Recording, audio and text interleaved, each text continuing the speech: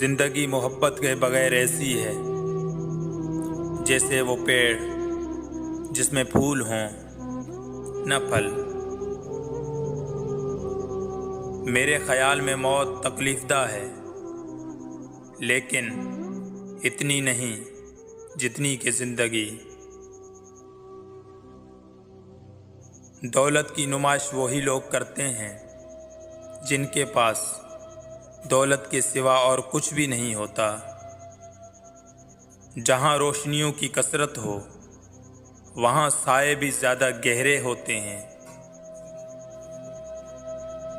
जिंदगी की लड़ाई अकेले ही लड़नी पड़ती है। लोग सिर्फ तसल्ली देते हैं, साथ नहीं।